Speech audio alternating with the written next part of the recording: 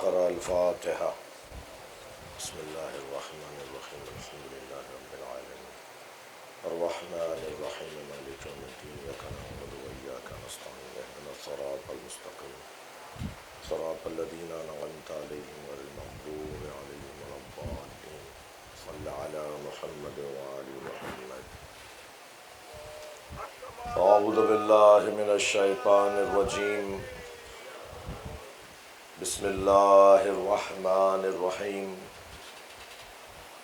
الحمد لله الذي لا يبلغ مدحته القائلون ولا يحصي نعماءه العادون ولا يعدي حقه المجتهدون، الذي ليس لصفته حد محدود ولا نعت موجود ولا وقت معدود ولا أجل ممدود، فطر الخلائق بقدرته ونشر الرياح برحمته. الصلاة والسلام على الرسول المسدد المصطفى الأمجد المحمود الأحمد سيدنا ومولانا ومولى الكونين جد الحسن والحسين معاني أبا القاسم محمد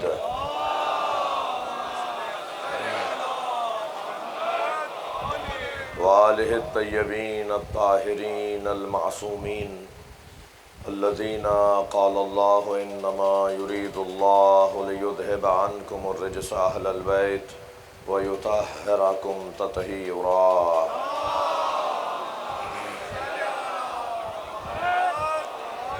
ولعنة الله على أعدائهم أجمعين من يوم عداوتهم إلى قيام يوم الدين. أما بعد، قال الحكيم في قرآن الكريم: بسم الله الرحمن الرحيم. يوم ندعو كل أناس بإمامهم فمن أوتي كتابه بيمينه فأولئك يقرؤون كتابهم ولا يظلمون فتيلا ومن كان في هذه أعمى وهو في الآخرة أعمى وأضل سبيلا. صلوات.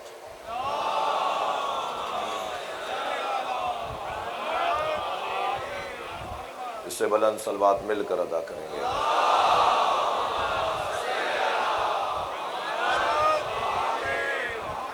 سورہ مبارکہ اسراء کی پے در پے دو آیات جو اس عشرہ مجالس میں آپ کے سامنے آج 9ویں منزل پر بھی پڑھی گئیں.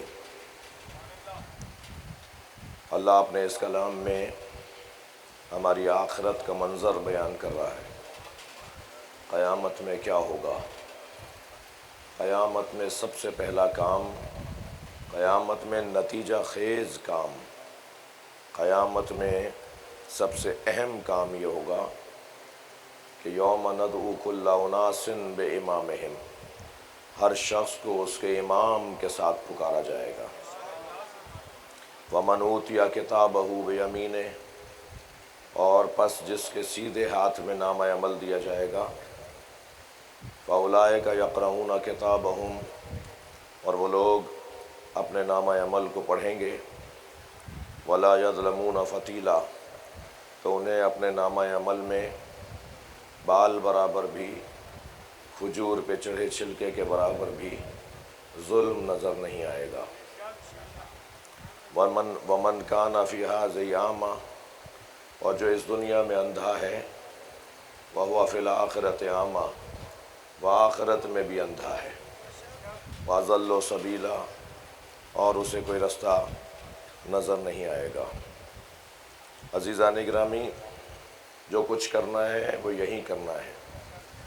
آخرت یوم حساب ہے، یوم عمل نہیں ہے، اور یہ دنیا یوم عمل ہے، یوم حساب نہیں ہے.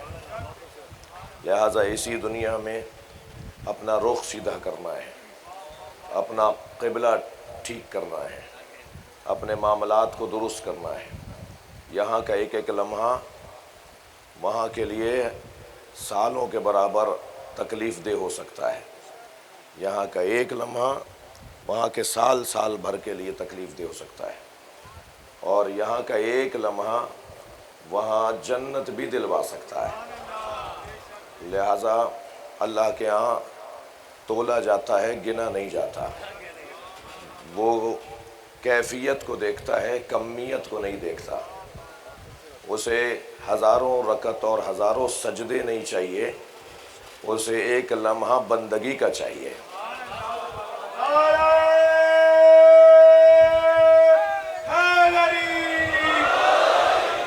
یہ جگہ کوئی اور ہے، وہ جگہ کوئی اور ہے۔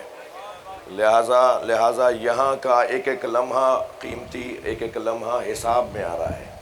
میرا حتیٰ کسی کو دیکھ کے مسکرانے کا بھی کہیں ثواب اور کہیں عذاب ہوگا۔ ہمارا کسی سے ایک لمحے کے لیے منہ موڑ لینے پر بھی ہم سے حساب ہوگا، اور جہاں ہمیں دیکھ لینا چاہیے تھا اور وہاں نہیں دیکھا اس کا بھی حساب ہوگا۔ میرا محترم مجمع مجھے ہاں نام میں بتائے، مثلی لا یبایع مثلا، مجھ جیسا اس جیسے کی بیعت نہیں کر سکتا۔ کتنی دیر لگی؟ ایک لمحے میں فرمایا امام حسین نے، مجھ جیسا اس جیسے کی بیعت نہیں کر سکتا۔ یہ ایک لمحے کا جملہ قیامت تک امامت کرے گا،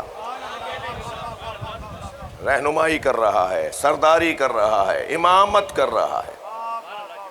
عزیزان گرامی، کل قیامت میں ہر شخص کو اس کے امام کے ساتھ اٹھایا جائے گا، اور جس امام کے ساتھ اٹھایا جائے گا وہ دو طرح کے ہوں گے۔ کچھ تو امام وہ ہوں گے جو خود اپنے معمومین پر، اپنے اصحاب پر لعنت کر رہے ہوں گے۔ یہ میں ایک مجلس میں حدیثیں آپ کو سنا چکا ہوں۔ کم من امام یجیء یوم القیامہ یلعنون اصحابہ ویلعنونہ، وہ اپنے اصحاب پر لعنت کر رہے ہوں گے اور ان کے اصحاب ان پہ لعنت کر رہے ہوں گے، یعنی وہ اپنے چاہنے والوں پہ لعنت کر رہے ہوں گے اور ان کے چاہنے والے ان پہ لعنت کر رہے ہوں گے۔ یہ وہی اسی طرح کے امام ہوں گے کہ جس طرح کا وہ قاری قرآن ہے۔ رب تال القرآن والقرآن یلعنہ، کتنے ہی قاریان قرآن ہیں جن پہ خود قرآن لعنت کرتا ہے۔ تو یہ ایک قسم یہ ہوگی ان لوگوں کی جو رہنما ہوں گے، اور دوسری قسم جو ہوگی وہ ہوں گے کہ جن کے چاہنے والوں کے سیدھے ہاتھ میں نامہ عمل دیا جائے گا، اور سیدھے ہاتھ میں نامہ عمل دینا خود دلیل ہوگا کہ یہ جنتی ہیں۔ اور پھر جب وہ کھول کر دیکھیں گے تو یہ سب معصوم تو نہیں ہوں گے، مگر قرآن کہہ رہا ہے بھائی کہ اس میں ایک بال برابر بھی ظلم نظر نہیں آئے گا۔ تو کیا ہوا؟ یہ گناہ کہاں چلے گئے؟ صلوات پڑھیں محمد و آل محمد۔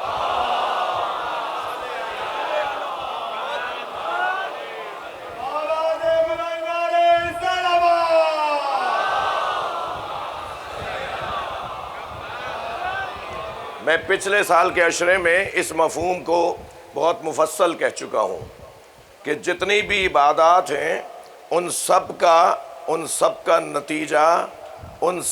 نتیجہ تقویٰ ہے۔ جتنی بھی عبادات ہیں، روزہ ہو، نماز ہو، حج ہو، ان سب کا نتیجہ، ان کا فائدہ تقویٰ ہے، لیکن عقیدے کا فائدہ فلاح ہے۔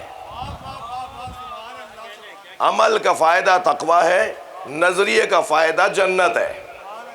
یعنی کامیابی اور فلاح اور رستگاری اگر ملنی ہے تو وہ عقیدے کی بنیاد پر ملنی ہے۔ مجھے اپنا عقیدہ درست کرنا ہے، عمل اس کے مطابق درست ہو جائے گا۔ اگر میرا عقیدہ درست نہیں ہے تو عمل اسی کے مطابق ڈھلتا چلا جائے گا۔ اب ہمیں اسی دنیا میں طے کرنا ہے کہ ہم کس کے پیچھے چل رہے ہیں۔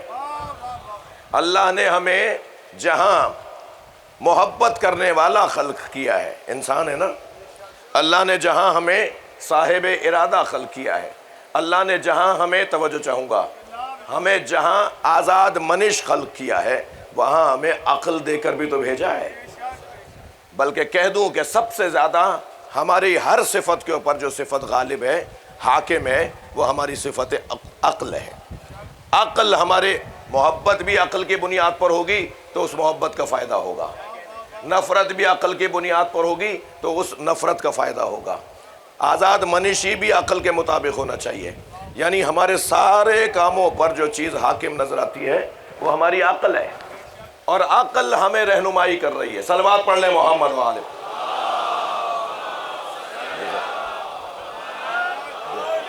ایک اور بلند صلوات، اس سے بلند صلوات۔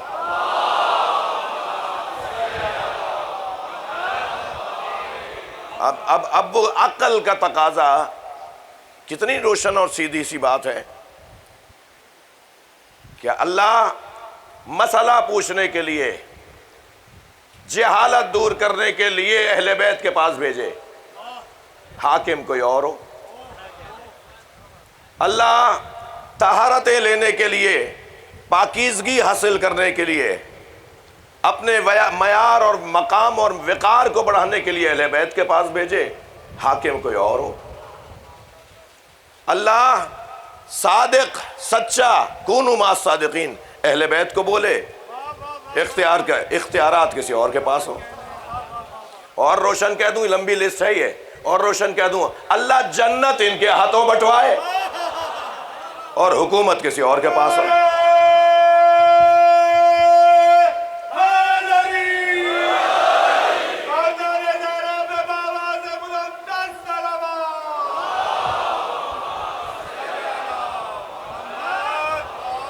بھئی آج کی مجلس میں پورے عشرے کا ایک تتمہ، بہت مجھے بھی عجلت کا سامنا ہے، میں تھوڑا سا تاخیر سے مجھے ممبر ملا ہے، اور میرے مزاج میں نہیں ہے کہ میں اذان کے بعد تک بھی مجلس پڑھوں، مجھے اچھا نہیں لگتا خود سے، ورنہ تو کیا ہے 1-2 منٹ کا وقفہ لوں گا اور اس کے بعد پھر مجلس جاری رکھوں گا، لیکن اچھا نہیں لگتا، شایان شان نہیں ہے۔ عبادتوں کو ٹکرانا یہ عبادت گزاروں کا کام نہیں ہے۔ صلوات پڑھنے ذرا محمد و آل محمد۔ ایسا ہوتا بھی آیا ہے اور آپ کو بھی برا نہیں لگے گا، ایسا ہوتا آیا ہے، کئی دفعہ ہوا ایسا، لیکن میں اپنی بات کر رہا ہوں۔ ایک صلوات پڑھیں ذرا محمد و آل محمد۔ تو میں اپنے تتمے کو مکمل کروں، یعنی اپنی مضمون کو ایک منزل دوں، اور پھر آپ کو یاد ہے کہ آج کی مجلس میں ہم کچھ اپنا عالمی اور ملکی سطح کے کچھ مسائل کی طرف بھی توجہ کرتے ہیں، اور اس کے لیے میں کئی دن سے تیاری کرتا ہوں، شخصیات سے، قائدین سے، خاص طور پہ علامہ راجہ ناصر صاحب، قائد ملت جعفریہ علامہ ساجد علی نقوی سے، اور دیگر مظفر آباد سے، اور معلوم ہوا پنجاب کے مختلف علاقوں سے جتنی میری 8-10-5 میرے نزدیک شخصیات معتبر ہیں، ان سب سے ایک مشورے کے بعد آپ کے سامنے اپنے قومی مسائل کو رکھتا ہوں، اور یہ کوئی نئی بات نہیں ہے، پہلی دفعہ نہیں ہو رہا، یہ علامہ رشید ترابی کرتے آئے اور علامہ تعالی جوہری کسی حد تک کرتے آئے، اور اس فقیر کو بھی یہ آج 15واں سال ہے۔ ایک صلوات پڑھے محمد و آل محمد۔ جی عزیزو، اب مضمون کی طرف آ جائیے ایک صلوات کے سہارے کے ساتھ۔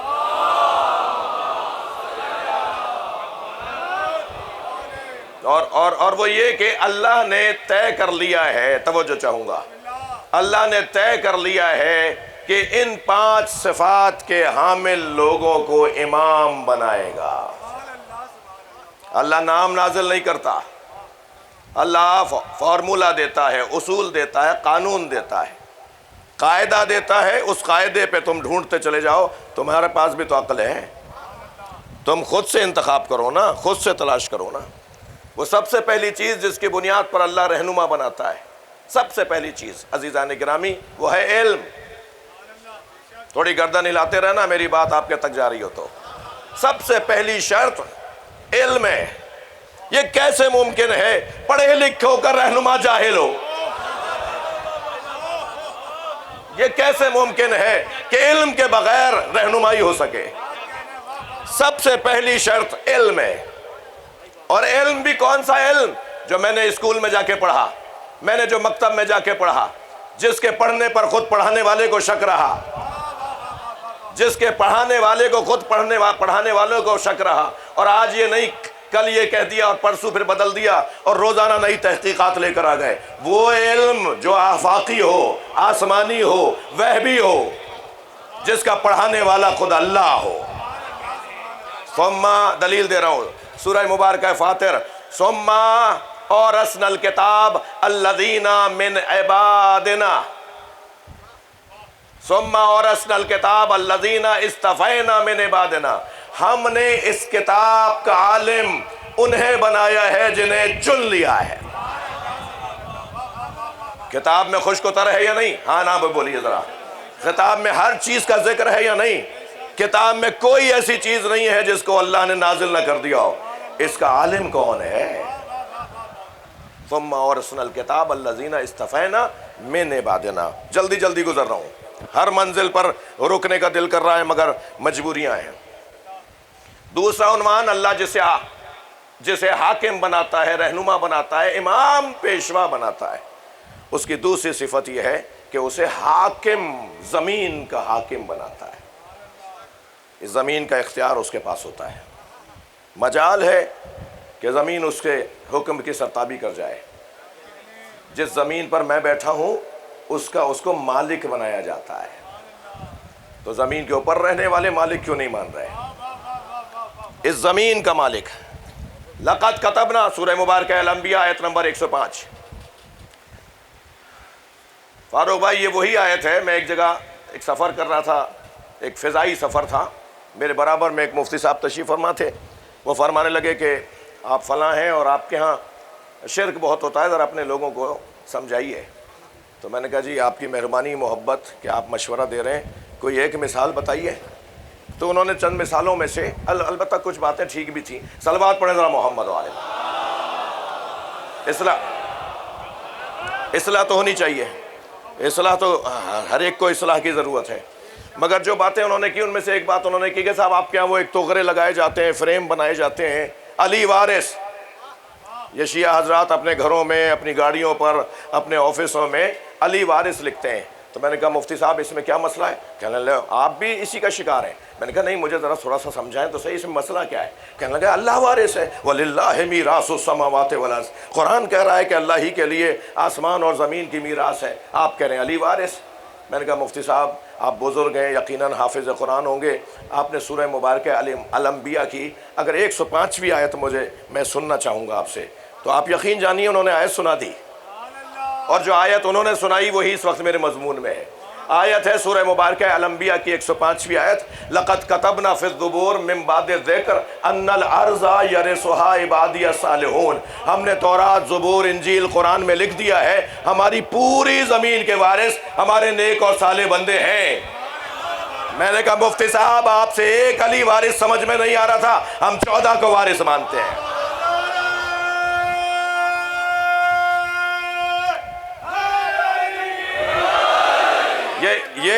یہ جو زمین کی وراثت ہے اللہ نے اپنے نیک اور صالح بندوں کے حوالے کر دی.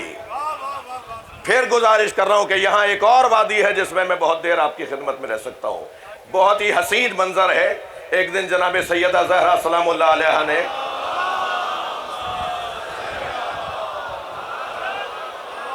نبی مکرم سے، اپنے بابا سے کہا بابا علی روزانہ رات زمین سے باتیں کرتے ہیں اور ایسا لگتا ہے جیسے دو طرفہ گفتگو ہے. بلا تشبیہ آپ کسی آلے کے ساتھ بات کر رہے ہو نا تو وہاں بیٹھا ہوا آپ کو تو سنتا ہے مگر آپ اسے بھی سنتے ہیں جسے وہ نہیں سنتا. ایسا ہی ہے. بی بی فرما رہی ہیں ایسا لگتا ہے جیسے دو طرفہ گفتگو ہو رہی ہے. سرکار مسکرائے، حضرت نے فرمایا اللہ نے علی کو دابتن فی الارض قرار دیا ہے. اللہ نے علی کو زمین کا وارث قرار دیا ہے. پوری زمین پر دن بھر میں جو کچھ گزرتا ہے رات کو گزارش سنانا اس کی ذمہ داری ہے. یہ اس روایت کے اہل سنت کی کتابوں کی روایت میں سے ایک روایت ہے. دوسرا عنوان، پہلا کیا؟ علم، توجہ ہے. دوسرا زمین کا اختیار. زمین کا اختیار اللہ نے جسے دیا ہے اسی کو امام بنا رہا ہے، اسی کو وہ سربراہ بنا رہا ہے. تیسرا عنوان بتا دوں، اللہ مظلوموں کو امام بناتا ہے. مظلوم ذرا حوصلہ کریں، مظلوم ذرا آج گزار دیں، مظلوم ذرا برداشت کر لیں، کل انہی کا ہے. توجہ ہے حضرات کی. وَنُرِيدُ أَن نَّمُنَّ عَلَى الَّذِينَ اسْتُضْعِفُوا فِي الْأَرْضِ. صلوات پڑھیں محمد و آل محمد. یہ جو آیہ کریمہ ہے، اللہ نے ارادہ کیا ہے جنہیں زمین پر کمزور کیا جائے گا، جنہیں زمین پر پریشان رکھا جائے گا، اللہ انہی کے حوالے کائنات کا نظام کرے گا. وَنُرِيدُ أَن نَّمُنَّ عَلَى الَّذِينَ اسْتُضْعِفُوا فِي الْأَرْضِ وَنَجْعَلَهُمُ الْأَئِمَّةَ وَنَجْعَلَهُمُ الْوَارِثِينَ. اللہ انہی کو امام بنائے گا اور انہی کو دنیا کا وارث بنائے گا. تھکے تو نہیں ہے؟ یہ تیسرا مرحلہ ہے۔ اللہ مظلوم کو حاکمیت عطا کرتا ہے۔ کل مظلوم کا ہے، وہ پوری دنیا کے مظلوم ہوں یا پاکستان میں رہنے والے مظلوم ہوں، سب بشارت لے لیں آج 9 محرم کی مجلس سے، تھوڑا سا وقت گزار لیں، کل انہی کا ہے۔ اور ہم جس مظلوم کی یاد میں یہاں اس شوق سے آئے بیٹھے ہیں، کل اسی کا ہے، مستقبل اسی کے بچے کا ہے۔ وہ روزانہ شب جمعہ آپ نے جد حسین کو سلام کرنے کربلا جاتا ہے، اور آج کی مجلس میں بھی انہیں بلائیے گا، بلکہ آ چکے ہوں گے۔ مولا آپ پرسا، وارث تو پہلے آتا ہے نا، تو مجھے یقین ہے آپ پہلے سے آئے ہوئے ہیں اور ہم سے پرسا لینے آئے۔ یہ ہے تیسری صفت جسے اللہ امام بناتا ہے۔ چوتھی صفت عزیزان گرامی، اللہ معصوم کو امام بنائے گا، گناہوں سے پاک، زندگی بھر جس کی زندگی میں کہیں ایک بال برابر بھی گناہ کا گزر نہ ہوا ہو۔ لہذا حضرت ابراہیم کو جب اللہ نے امام بنا دیا تو انہوں نے فوراً سوال کیا وَمِن ذُرِّيَّتِي، تو اللہ نے جواب دیا لَا يَنَالُ عَهْدِي الظَّالِمِينَ، میرا یہ عہد امامت کا ظالموں تک نہیں پہنچے گا۔ یعنی اللہ معصوم کو امام بناتا ہے۔ توجہ کر لی عزیزو۔ اور 5ویں صفت، بنایا ہوا بھی اللہ کا ہونا چاہیے۔ یہ ساری چیزوں میں کہیں دھوکہ مت کھا جانا کہ یہ سوچ لو کہ یہ ویسا ہی ہے یا ویسا ہی ہے۔ ان سب کی تصدیق بھی اللہ کرے گا جب اللہ کہے گا کہ میں نے انہیں بنایا ہے، تو ان صفات کے حامل کو اللہ بنائے گا۔ وَجَعَلْنَهُمْ أَئِمَّةً يَهْدُونَ بِأَمْرِنَا، قرآن کہہ رہے ہیں ہمارا کام ہے امام بنانا، اور اللہ نے امام بنا دیا۔ ماننا میرا کام ہے۔ جو اللہ کے بنائے ہوئے امام کو نہیں مان رہا، اس پہ گلا شکوہ تو کیا، جو اللہ ہی کو نہیں مان رہا اس سے جا کر آپ کیا کہیں گے؟ تو ماننے کا اختیار تو یہ جو ہمیں اما شاکرا و اما کفورا کے عنوان سے اللہ نے کیفیت دی ہے ماننے اور نہ ماننے کی، وہ تو ہمارے ہاتھ میں ہے نا۔ عزیزان گرامی، اللہ کا شکر ہے کہ میں اور آپ جہاں بیٹھے ہیں اس سے اچھی جگہ نہیں ہے۔ ہم جس دروازے پر بیٹھے ہیں، محرومیاں، پریشانیاں، الجھنیں سب اپنی جگہ، مگر ایک اندر سے آواز آتی ہے کہ جہاں بیٹھے ہو صحیح بیٹھے ہو۔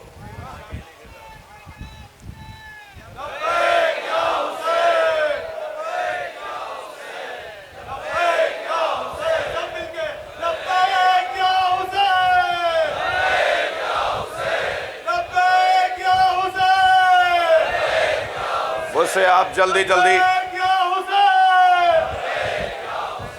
مجھ سے آپ کچھ ضروری باتیں سن لیجئے۔ آمادہ ہیں تو ایک بلند بھرپور صلوات۔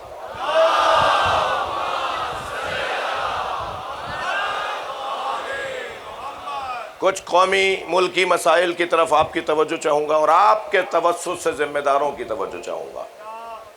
صاحبان اختیار سن بھی رہے ہیں، تشریف بھی فرما ہے، بہت سی جگہوں پر ان کا اختیارات، ان کے معاملات، ان کی رسائی ہے، اور سیاسی اور ریاستی ذمہ داران بھی سن رہے ہیں میری بات کو۔ سب سے پہلا نقطہ ترتیب بھی یہی ہے جو میں عرض کر رہا ہوں۔ ہم حسین مولا کے عزادار ہیں، ہماری اس سے زیادہ کوئی آپ سے توقع ہی نہیں ہے، ہم اس سے زیادہ آپ سے کوئی مطالبہ ہی نہیں کر رہے۔ ہم تو رونے والی قوم ہیں۔ ہم مناظرہ تو کرنے نہیں بیٹھا یہاں پر کہ اپنے رونے پہ دلیلیں دوں، اپنے ماتم پر آپ کو سمجھاؤں۔ آپ سمجھے نہیں سمجھے، سمجھنا چاہتے ہیں نہیں چنا چاہتے، مگر یہ رونا چاہتے ہیں۔ یہ ساری قوم صدیوں سے، آباء و اجداد سے، 1400 سال سے امام حسین کی عزادار ہے۔ ان کے نزدیک یہ عزاداری عبادت ہے، بلکہ روح عبادت ہے۔ ان کی تو نمازیں ہی حسن پاتی ہیں جب حسین مولا کو سلام کرتے ہیں۔ ہماری کوئی نماز مکمل نہیں ہوتی جب تک کہ ہم زیارت امام حسین نہ پڑھ لیں۔ کوئی ایک نماز بتائیے فجر سے لے کر اور عید کی نماز تک کہ ہم نے نماز مکمل کی ہو اور پھر کھڑے ہو کر زیارت امام حسین نہ پڑھی ہو۔ کون ہے جو یہ کہتا ہے کہ حسین محرم میں یاد کیوں آتے ہیں؟ ہمیں تو دن میں 5 نمازوں کے بعد حسین یاد رہتے ہیں۔ یہ غلط بات ہے۔ ہم امام حسین علیہ السلام کے عزادار ہیں۔ ہمارا سب سے بڑا اہم مسئلہ یہ ہے، سارے مسئلے اگر آپ نے رد بھی کر دیے نا، یعنی ہمیں کچھ بھی نہیں دیا، ہمارے مسئلے حل نہیں کیے اور صرف ہمیں عزاداری کرنے دی، تو ابھی شاید ہم آپ سے شکایت نہ کریں۔ سب سے پہلا اہم ترین مسئلہ نواز رسول صلی اللہ علیہ وآلہ وسلم امام علی مقام سید و شہداء کی عزاداری ہماری شہرگ حیات ہے۔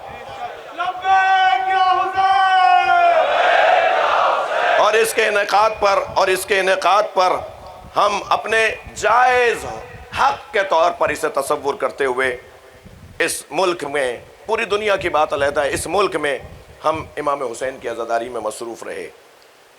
کبھی ہم نے بم دھماکوں سے، دہشت گردیوں سے، ٹارگٹ کلنگ سے اور کسی طرح کی سنگینوں اور رکاوٹوں سے عزاداری پر اپنی جانب سے کوئی کمزوری نہیں چھوڑی۔ 1988 ڈیرہ اسماعیل خان کے جلوس کی برآمدگی ہو یا 2000 کچھ میں سہون میں ماتم پہ پابندی ہو، کراچی میں مختلف ادوار میں رکاوٹیں ہوں یا پارا چنار میں مختلف مسائل کا سامنا ہو، پنجاب میں، گلگت بلتستان میں، دور دراز علاقوں میں ہم نے ہمیشہ عزاداری امام حسین اور سید و شہداء کے غم میں اپنی بھرپور کوشش کر کے اسے زندہ رکھا اور باقی رکھا۔ اس پر بھی ہمارا عزاداری پر کوئی احسان نہیں ہے، حسین مولا کا کرم ہے کہ ہماری زبان سے اپنا ذکر کرواتے ہیں۔ اور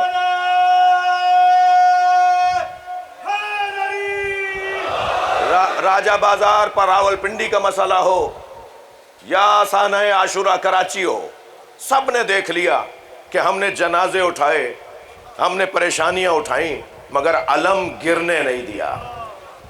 اور حضرت عبداللہ شاہ غازی کے مزار پر بھی عزاداری ہمارا آئینی انسانی حق ہے، جسے ہم انشاءاللہ لیں گے۔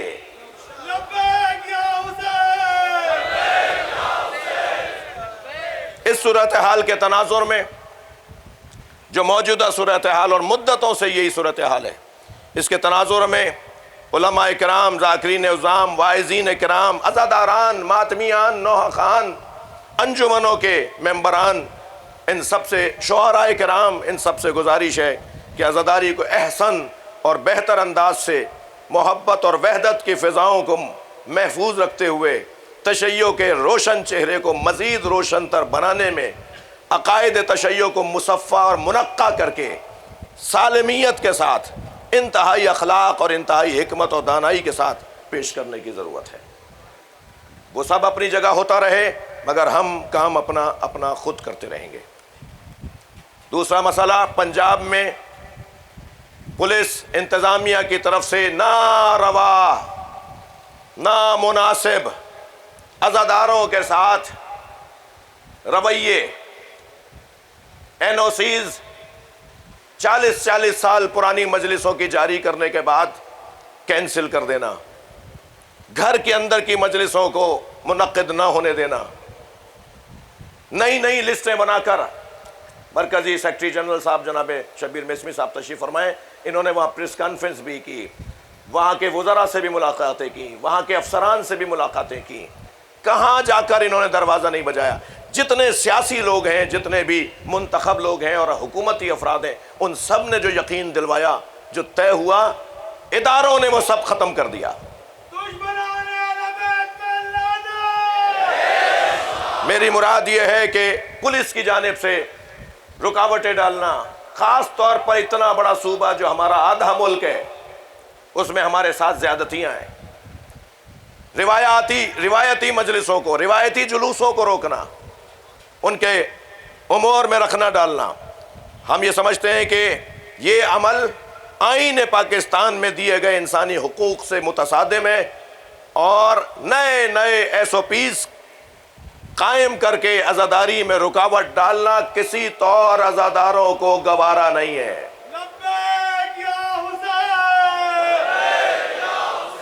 تیسرا مسئلہ 4th شیڈیول کا مسئلہ ہے، خاص طور پر پنجاب میں ظالم اور مظلوم، قاتل اور مقتول، جابر و مجبور کی تمیز کے بغیر مکتب تشیع کے سینکڑوں بے ضرر محب وطن قانون پسند افراد کو صرف اس بنیاد پر چند FIRیں جمع کرنے کے بعد انہیں فورتھ شیڈیول میں ڈال دیا کہ انہوں نے جلوس آدھا گھنٹہ دیر تک ختم کیا، انہوں نے لاؤڈ اسپیکر وہاں لگا دیا تھا جہاں ہم نے انہیں روکا تھا، انہوں نے مجلس جو ہے وہ اتنے بجے شروع کرنی تھی، انہوں نے جلدی شروع کر دی۔ ان بنیادوں پہ ایف آئی آروں کا پہلے ایک ریکارڈ بنایا جاتا ہے اور پھر ریکارڈ بنانے کے بعد ان محب وطن شہریوں کو فورتھ شیڈیول میں ڈال دیا جاتا ہے۔ یہ ناقابل قبول اور ناپسندیدہ عمل ہے۔ اس کے بعد کا پانچواں مسئلہ وہ مسنگ پرسن کا مسئلہ ہے۔ مسنگ پرسن کا مسئلہ متاثرہ خاندان کو مطمئن کرنا، متاثرہ خانوادوں کو مطمئن کرنا، یہ اداروں کا کام ہے بھائی۔ اب تو یہ ہم سے بھی بدگمان ہونے لگے، اب تو یہ ہمارے اوپر بھی جو انہیں تسلی، صبر، ہمت، حوصلے کا پیغام دیتے آتے ہیں، یہ ہم سے بھی بدگمان ہونا شروع ہو گئے، ہمارے خلاف بھی کچھ نہ کچھ یہ بول دیتے ہیں۔ یہ حق بجانب ہے۔ آپ کے پاس قانون ہے کہ 90 دنوں میں آپ مجرم کو بتائیں گے یہ مجرم ہے یا مجرم نہیں ہے۔ یہ 90 دنوں سے زیادہ کیوں ہو جاتا ہے؟ یہ 3 مہینے سے زیادہ کیوں ہو جاتا ہے؟ ابھی پچھلے دنوں جو چند لوگ اٹھائے گئے ہیں اور اس سے پہلے جو کئی سال سے دور ہیں، میں اس سے زیادہ اس پہ تبصرہ نہیں کروں گا۔ آج بھی افسران سے رابطہ ہوا، کل بھی ہمارے دوستوں نے، سرور بھائی اور ان کے رفاقہ نے اور مسنگ پرسن کی فیملیز نے افسران سے ایک خاص میٹنگ کی ہے۔ کسی حد تک انہوں نے تسلیاں دی ہیں، مگر نہیں، یہ کافی نہیں ہے۔ انہیں مطمئن کرنا میرے محترم اداروں کا کام ہے۔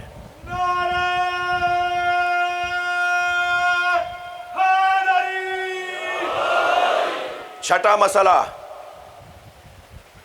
ایف آئی آرز اور داخلہ اور زبان بندیوں کا مسئلہ۔ یہ مسئلہ بھی سندھ میں کوئی 5-10% اور 90-95% پنجاب اور دیگر صوبوں کا مسئلہ ہے۔ اپنے ہی شہر میں وہ خطیب و ذاکر مجلس نہیں پڑھ سکتا، اپنے ہی شہر میں ایک امام بارگاہ سے دوسرے امام بارگاہ نہیں جا سکتا۔ کوئی میرٹ بنتا ہے، کوئی اصول ہے، کوئی قانون ہے، کوئی قاعدہ ہے جس کی بنیاد پر زبان بندیاں ہوتی ہیں۔ چھٹا مسئلہ نصاب تعلیم کا مسئلہ ہے۔ ایک مدت سے یکساں نصاب تعلیم کی گفتگو پاکستان میں چل رہی ہے، 10 میٹنگز ہو چکی ہیں اور ان میں ہم نے اپنے تحفظات لکھ کر دے دیے ہیں۔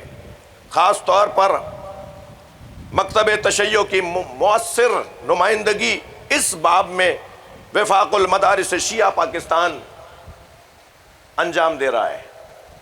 ہمارے وفاق المدارس شیعہ پاکستان اکیڈمک لوگ ہیں نا، اکیڈمی کے لوگ ہیں نا، پڑھے لکھے لوگ ہیں نا، شیعہ تعلیمات کو مرتب کرنے اور ان کی تبلیغ اور ان کی تشہیر کرنے والے لوگ ہیں نا، ان کی سفارشات کو اب تک عملی جامہ نہیں پہنایا گیا، یہ ہمارے لیے تشویش کی بات ہے۔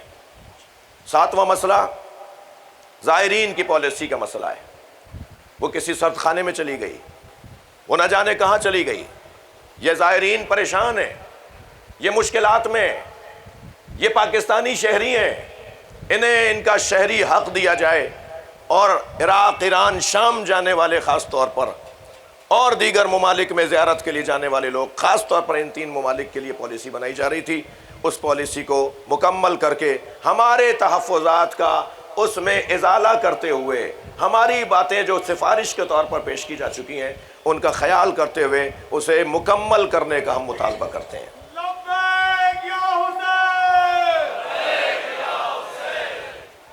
ملک گیر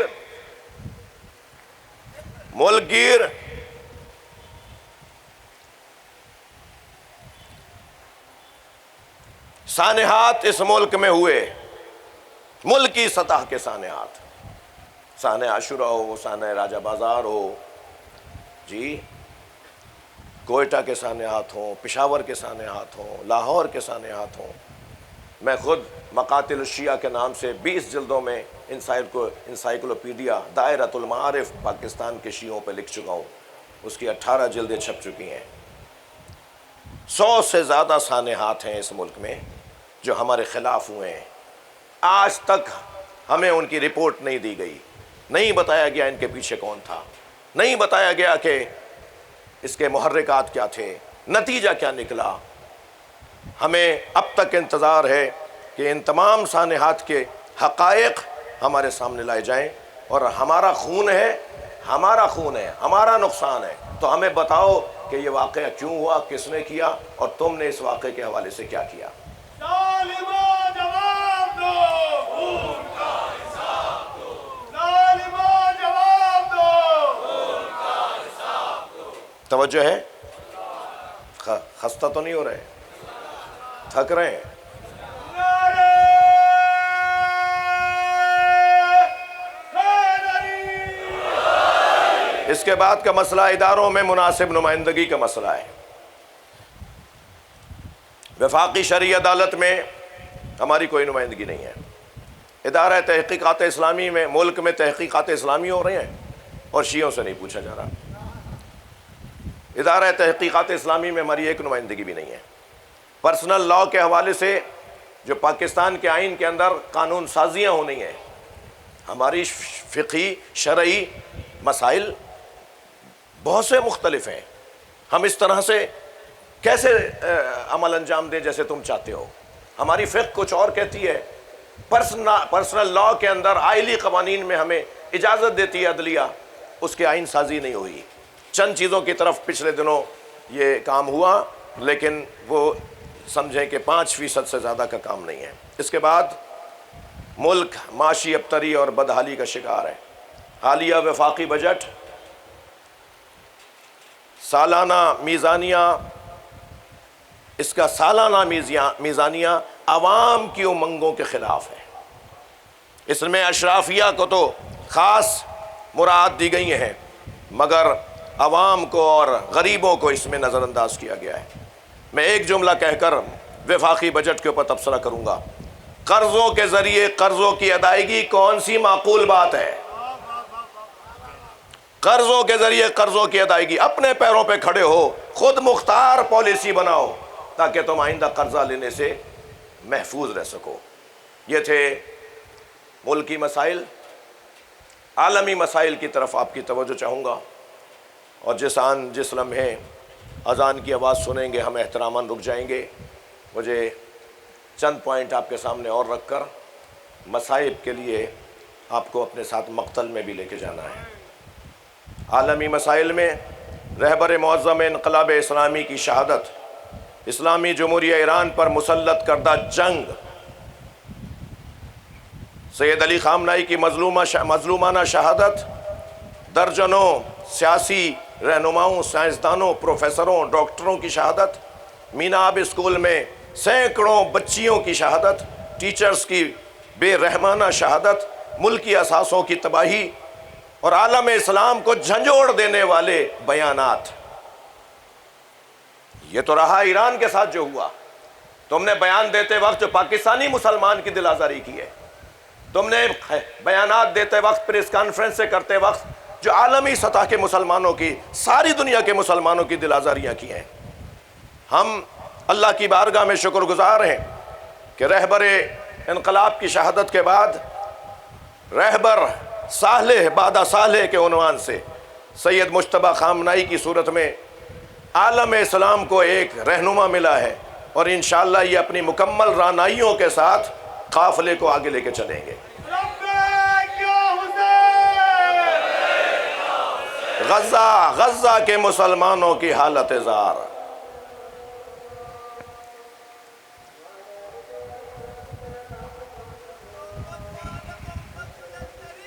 اذان ہو رہی ہے۔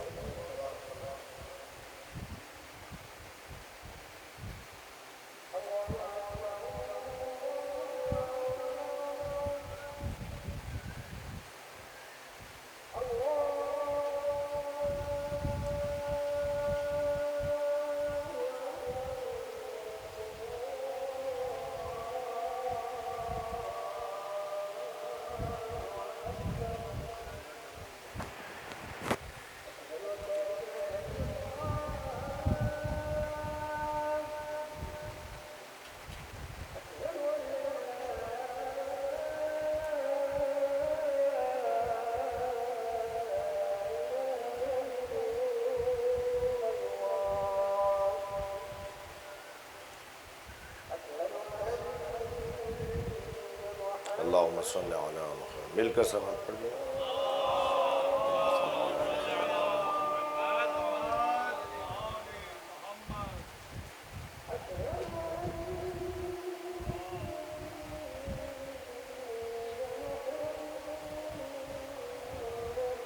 اللہم صلی علی محمد۔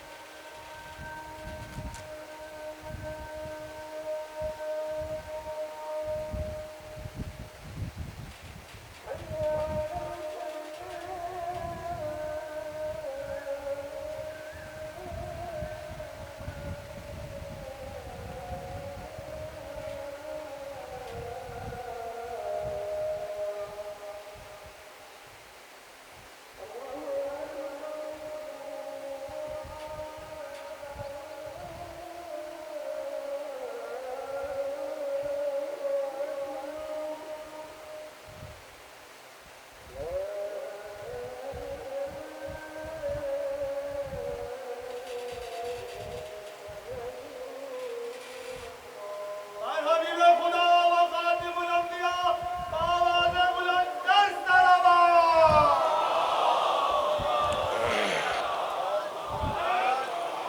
17 اکتوبر 2023 سے لے کر اب تک حماس کے سرکردہ رہنماؤں کو شہید کیا گیا۔ 1 لاکھ سے زیادہ فلسطینی بچوں کو شہید کیا گیا۔ بوڑھوں کا قتل عام، نسل کشی، تباہی، بربادی اور پریشانیاں وہاں پر مسلسل باقی ہیں۔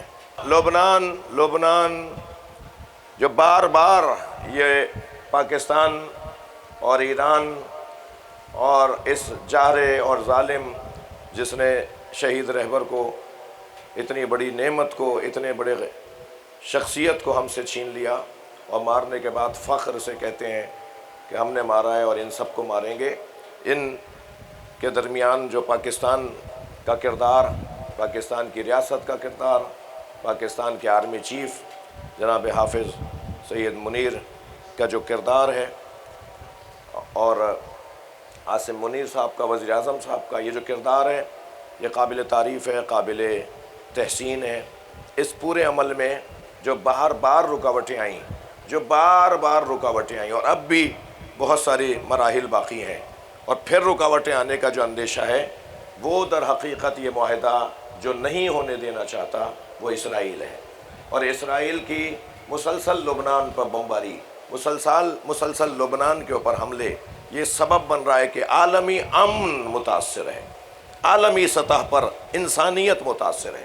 لہٰذا لبنان میں جو کچھ ہو رہا ہے، سید حسن نصر اللہ کی شہادت سے لے کر اور ہزاروں لبنانی شہریوں کا قتل عام، عمارتوں اور اثاثوں کی بربادی، اور مسلسل قصبات کے اندر اور شہروں کے اندر حملے اور قبضے اور بین الاقوامی قوانین کی کھلی خلاف ورزی، یہ سب عالمی سطح پر مسلمانوں کی دل آزاری کا سبب ہے۔ مقبوضہ کشمیر میں جو کچھ پچھلے دنوں ہوا، ہندوستانی تسلط، ظلم، جبر، اقوام متحدہ کی قراردادوں کی خلاف ورزی، کشمیریوں کے ساتھ ان کے جو جینے کا انہیں حق سلب کرنے کے آئے دن نئے منظر، یہ ہندوستانی حکومت کی مذموم، ناقابل قبول اور انتہائی غیر انسانی اقدامات۔ ہم پاکستان کا یہ مرکزی مجمع ہندوستان کے کشمیریوں کے ساتھ کیے جانے والے مظالم اور دیگر پاکستان کے اندر جو دہشت گردیوں میں ان کا حصہ ہے، جو مختلف صوبوں میں ان کے لوگ ہیں، اور ہمارے پاک فوج کے جوانوں کا ان کے سامنے ان کا سامنا ہے، اور مسلسل شہادتیں یہاں پر آئے دن، جارحیت، آئے دن در اندازی، آئے دن ہمارے ملک کے اندر دخالت، ان سب کی پاکستان کا بچہ بچہ شہری مذمت کرتا ہے۔ یہ ایک مظلوم کی مجلس ہے، یہاں مظلوموں کے لیے آواز اٹھانا، بات کرنا، یہ اس مجلس کا تقاضا ہے۔ اور مظلوم بھی وہ مظلوم جس پہ آسمان رویا، جس پر زمین کانپی۔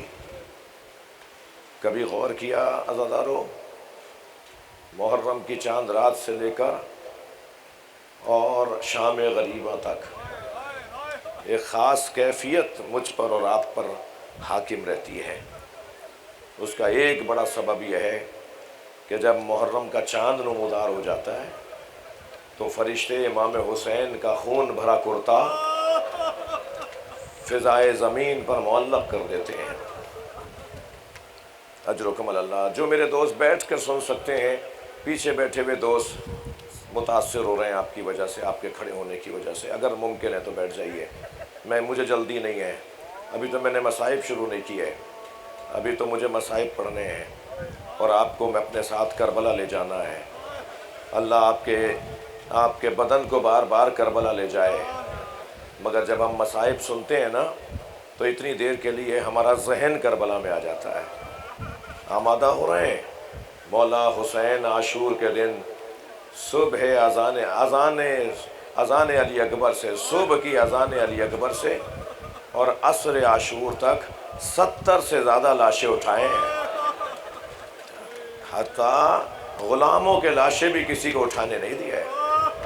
اگر کوئی آگے بڑھ کے کہتا تھا نا مولا یہ غلام ہے تو فرماتے تھے میرا مہمان ہے۔ اجرکم اللہ۔ جو جہاں بیٹھا ہے اپنی آواز کو آزاد کرے گا، جس کے مذہب میں رونا جائز ہے وہ تکلف نہ کرے۔ میرے مولا نے لاشیں تو عزاداروں بہت اٹھائے، مگر 4 لاشوں پہ بہت روئے ہیں۔ پہنچ گئے اب میرے ساتھ، آ گئے کربلا میں۔ ایک لاشا جس پر حسین بہت روئے، وہ لاشا قاسم کا لاشا، پامال بھتیجے کا لاشا، جس کی زندگی میں اس پہ گھوڑے دوڑ گئے۔ میرے مولا آوازیں دیتے رہ گئے قاسم بتاؤ کہاں ہو، مگر مشرق کے گھوڑے مغرب دوڑ رہے تھے، مغرب کے گھوڑے مشرق دوڑ رہے تھے۔ اس کیفیت میں مولا آوازیں دے رہے تھے قاسم بتاؤ میرے بچے کہاں ہو۔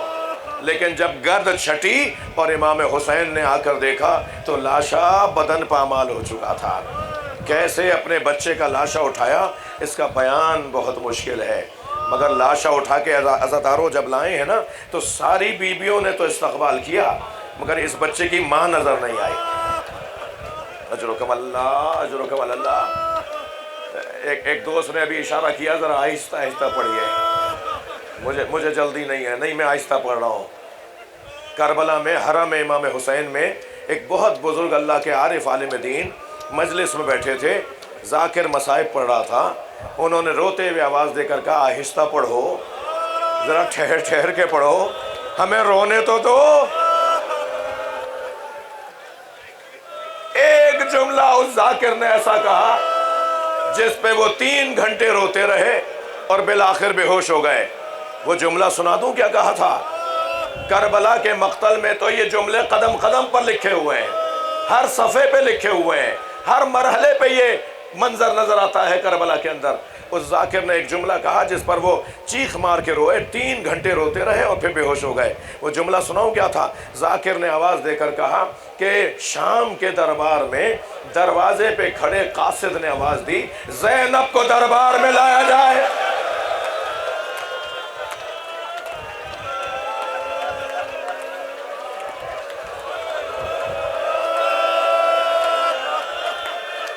حق ہے ایسے رونے کا۔ اللہ آپ کو ان آوازوں، ان آنسوؤں کے عوض میں آپ کی دعائیں قبول فرمائے، آپ کو امام حسین کی زیارت کا شرف ہو، محشر میں حسین اپنے ساتھ جنت میں لے کے جائیں۔ وہ جو حسین کے ساتھ جانے والے ہوں گے نا ان کا وہ لوگ بھی زیادہ ہوں گے اور وہ جلدی جا رہے ہوں گے۔ ہاں میں روایت کوئی بات ایسی نہیں کروں گا جو مستند نہ ہو۔ جو امام حسین کے ساتھ جنت کی طرف جائیں گے وہ لوگ بھی زیادہ ہوں گے اور وہ جلدی جلدی جنت میں جا رہے ہوں گے۔ مولا محشر میں ہمیں پہچان لیجئے گا۔ یہ جو آپ کا بگڑا ہوا چہرہ ہے نا، رونے والوں جب آپ روتے ہیں تو آپ کا چہرہ کچھ بدلتا ہے نا، یہ بگڑا ہوا چہرہ زہرا کو بڑا عزیز ہے. یہ جناب فاطمہ زہرا کو بہت عزیز ہے یہ چہرہ. دیکھو آج 9 محرم ہے، کل عاشور کے دن کی مجلس ہوگی، کسی کو دھکا نہ لگ جائے، کیا معلوم کون اللہ کا ولی آیا ہوا ہو. اور پھر میرا اور آپ کا تو عقیدہ یہ ہے کہ امام سجاد آتے ہیں. حضرت قاسم کا لاشا آواز دے کر کہا بہن زینب، بھابی ام فروہ نظر نہیں آ رہی. تو ایک بیوی نے بتایا جب قاسم کی شہادت کی خبر آئی تھی تو ام فروہ پشت خیمہ پر چلی گئی تھی، خیمے کے پیچھے چلی گئی تھی. اب جا کے جو بیویوں نے دیکھا تو کیا دیکھا؟ سجدے میں سر ہے. اور میری بیوی ام فروہ مادر قاسم زوجہ امام حسن حضرت عبداللہ شاہ غازی کی دادی سجدے میں سر رکھ کر شکراً شکرا حقاً حقا، یا اللہ تو نے مجھے اس قابل جانا. جیسے ہی سجدہ مکمل ہوا جناب فضہ نے کہا اے آقا زادی، اے میری بیوی، حسین بلا رہے ہیں. آئیں وہاں جہاں لاشا رکھا ہوا تھا، بچے کا پامال لاشا دیکھا، غور سے لاشے کو دیکھ کر امام حسین سامنے کھڑے تھے. فرمایا مولا حسین اپنا سر بلند کیجئے، آپ کا بچہ ایسی قربانی دے کر آیا ہے. مولا بس مجھے قاسم کا کرتا چاہیے، جس کرتے میں میرا بچہ شہید ہوا ہے مجھے وہ کرتا چاہیے. عزاداروں امام نے نہیں کہا کہ بھابی اس کرتے کا کیا کریں گی جو تار تار ہو گیا، جو گھوڑوں کی سموں سے چاک چاک ہو گیا، مگر ماں مانگ رہی تھی. کچھ ہی دیر میں امام حسین نے وہ خون بھرا کرتا، وہ تار تار کرتا جناب ام فروہ کو دے دیا. بی بی نے اسے اپنے خیمے میں لے جا کے رکھ دیا. کربلا عاشور کا دن خیمے لوٹے، تبرکات لوٹے گئے، سب کچھ لوٹ لیا گیا. میں کیا بتاؤں کیا لوٹا گیا. سکینہ سے بالیاں مانگی گئی ہوتی نا تو میری بیوی اتار کے دے دیتی، مگر ایک ظالم نے ایک پتھر سا ہاتھ سر پہ رکھا، ایک پتھر سا ہاتھ بیوی کے سر پہ رکھا اور دوسرے ہاتھ سے بالیاں نوچی. جب تک یہ بچی زندہ رہی اپنے کانوں کے دکھنے کا کبھی پھوپھی سے کہتی، کبھی بھائی سجاد سے کہتی. تبرکات لوٹے گئے. یہ قافلہ 11 محرم کو کوفہ گیا، کوفہ سے شام گیا، شام میں اسیر رہا، اسیری سے رہائی ملی تو تبرکات واپس آئے. بتا دوں کیا کیا آیا؟ ایک گٹھڑی لا کے رکھی گئی، اس میں چادریں تھیں. جناب زینب نے آواز دے کر کہا بھابی ام لیلہ آپ کی چادر آ گئی. ایک چادر کو اٹھایا، دیکھا بہن ام کلثوم تمہاری چادر بھی آ گئی. بس ایک جملہ سن لو، چھوٹی سی چادر پر نگاہ گئی، قبر سکینہ پر پھیلا دی اور آواز دے کر کہا سکینہ وطن بہت یاد آتا تھا. اجرکم اللہ. ایسا لگ رہا ہے جیسے پورا نشتر پاک رو رہا ہو، در و دیوار سے رونے کی آوازیں آ رہی ہوں.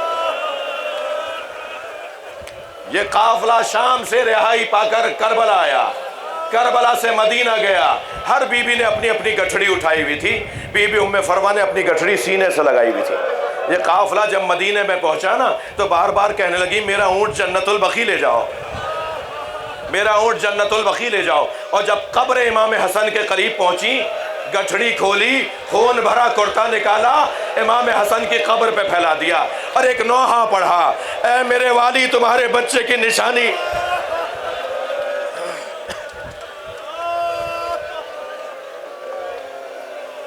دوسرا لاشا جس پر امام حسین بہت روئے وہ عباس کا لاشا. تیسرے لاشے کا نام بتاؤں، وہ چھوٹا بہت تھا. اجرکم اللہ، اجرکم اللہ، اجرکم اللہ. وہ چھوٹا بہت تھا مگر حسین سے اٹھتا نہیں تھا. کبھی آگے جاتے تھے انا للہ، کبھی الٹے پیر واپس آتے تھے رضن بقضائے ہی. میرے مولا نے علی اصغر کے لاشے پہ ابا کا دامن ڈالا ہوا تھا. کیسے دکھائیں ماں کو کہ کیا ہوا اس بچے کے ساتھ. سامنے سکینہ نے دیکھا کہ جو بھائی کچھ دیر پہلے تڑپ رہا تھا اب چین سے بابا کی گود میں سو رہا ہے.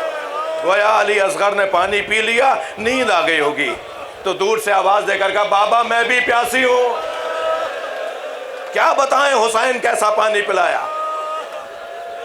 رو لیے ہو گئی مجلس. چوتھے لاشے کا نام سن لو, علی اکبر کا لاش ہے.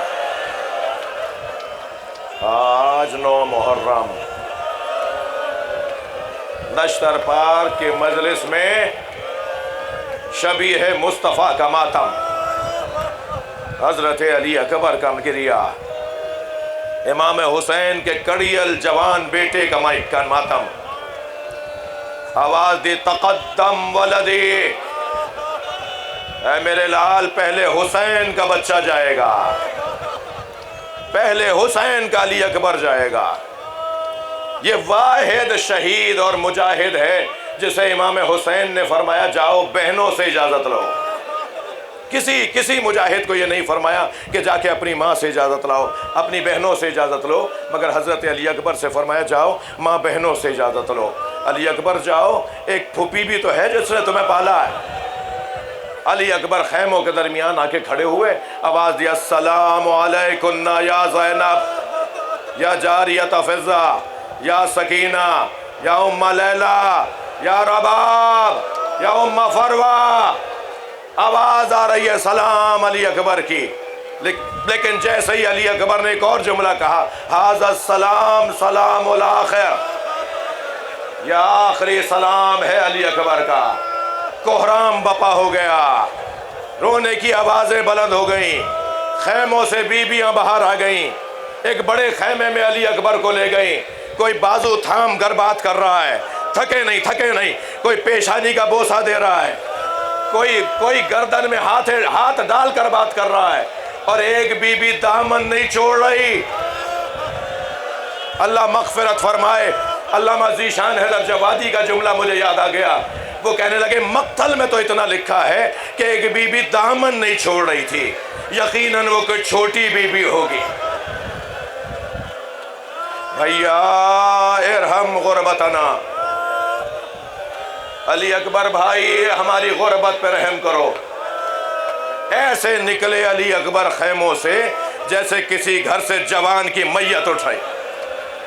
بیویاں پیچھے دوڑتی آ رہی ہیں. اب امام نے اپنے بچے کو خود سجایا, گھوڑے پر بٹھایا, علی اکبر کا بازو پکڑ کے دعا دم کی. علی اکبر روانہ ہوئے.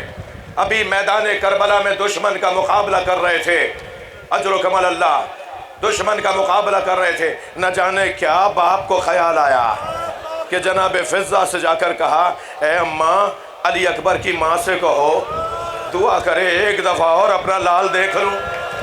ماں کی دعا کا تو اثر ہی کچھ اور ہے. حضرت ام لیلہ خیمے میں گئی, سر پہ قرآن لیا, اے یعقوب سے یوسف کو ملانے والے میرا یوسف بھی ایک بار دکھا دے. اجر و کمال اللہ. ابھی حضرت ام لیلہ کی دعا مکمل نہیں ہوئی تھی کہ علی اکبر کے تکبیر کی آواز آئی. علی اکبر پلٹ کر آ گئے. در خیمہ پہ جا کے ماں نے دیکھا تو بیٹا بابا سے بات کر رہا ہے, اور علی اکبر بابا سے یہ کہہ رہے ہیں بابا چند گھونٹ پانی کے مل جاتے تو میں دشمن کو بتاتا کس کا پوتا ہوں. بابا چند گھونٹ پانی کے مل جاتے تو میں دشمن کو بتاتا مجھے کس عباس نے تربیت دی ہے. باپ سے وہ بیٹا پانی مانگ رہا ہے اور جوانی میں مانگ رہا ہے اور شہادت سے پہلے مانگ رہا ہے, جو 4 سال کا تھا اور مدینے میں حسین مولا کے برابر میں مسجد نبوی میں آ کے بیٹھے اور کہنے لگے بابا مجھے انگور کھانے. سیرت کی کتابوں میں لکھا ہے انگوروں کا موسم نہیں تھا. حسین مولا نے علی اکبر کا چہرہ دیکھا اور فرمایا تم بابا سے کچھ مانگو اور تمہارا بابا نہ دے. ستون مسجد کو ہاتھ مارا, ستون مسجد کو ہاتھ مارا, ستون مسجد سے ایک خوشہ گرا. علی اکبر کو انگوروں کا خوشہ دے کے فرمایا علی اکبر کبھی نہیں ہوگا. آج کربلا میں علی اکبر بابا سے پانی مانگ رہے, ماں در خیمہ پہ کھڑی دیکھ شاعر نے اسے 4 مصروں میں نظم کیا. شاعر کہتا ہے شدت پیاس سے اکبر نے پلٹ کر دیکھا اور ماں نے خیمے کی تنابوں سے لپٹ کر دیکھا. کتنی مجبور تھی ساقی کوثر کی بہو، خالی مشکیزہ کئی بار. شاید اس میں سے چند قطرے پانی کے. علی اکبر جاؤ، تمہارے نانا تمہیں سیراب کریں گے. عزاداروں مجھے معاف کرنا، مجلس طولانی نہیں ہوئی ہے، اذان کے وقفے کی وجہ سے مجلس آپ کو طولانی لگ رہی ہوگی، مگر کچھ دیر اور میرے ساتھ رہ لو. مجھے تو نہیں پتا آئندہ سال 9 محرم میری زندگی میں ہے. یہ گرمی برداشت کر لو، یہ تکلیف اٹھا لو. مجھے علی اکبر کے لاشے تک امام حسین کو کیسے پہنچے. میدان کربلا میں علی اکبر نے دادا کی شجاعت کے جوہر دکھائے. اور عزاداروں ایک ایسا وقت آیا ظالم نے سینے میں برچھی ماری. آواز آزاد کریں، آواز آزاد کریں، پرسہ دیں گے. اور برچھی مار کر پھل توڑ دیا. حسین کا لال گھوڑے پہ ڈگمگانے لگا. آواز دی بابا میرا سلام. حسین نے ایک مرتبہ کھڑے ہو کے چلنا چاہا. اللہ کرے میں بیان کر پاؤں، مجھ میں ہمت نہیں رہی. حسین مولا چلے، سنیں گے زمین پہ گرے. کون ہے جو سہارا دے؟ حسین 6 مرتبہ زمین پہ گرے اور آواز دیتے جا رہے تھے، اے علی آواز دو، مجھے کچھ نظر نہیں آ رہا. ایک مرتبہ پیروں کے قریب سے آواز آئی، بابا میں آپ کے پیروں کے قریب. حسین زمین پر بیٹھ گئے، اپنے بچے کے سر کو گود میں لیا. سینے میں برچھی ہے، نکالنا چاہا، علی اکبر نے ایڑیاں رگڑیں. میرے مولا نے ایک مرتبہ برچھی کے پھل میں ہاتھ دیا اور آسمان کو دیکھ کر کہا، نانا آئیے، اپنے ساتھ ابراہیم کو بھی لائیے، میں اپنا اسماعیل ذبح کر رہا ہوں. یہ کہہ کے برچھی کا پھل نکالا، خون کا فوارہ. حسین نے سینے پہ سینہ رکھ دیا. لاشا کیسے اٹھائے؟ جس کی کمر ٹوٹ گئی، جس کی آنکھوں کا نور چلا گیا. لاشا اٹھا تو لیا، برابر سے زینب کی آواز آئی، بھیا اسے میں نے پالا، اس کا لاشا زینب اٹھائی. یا حسین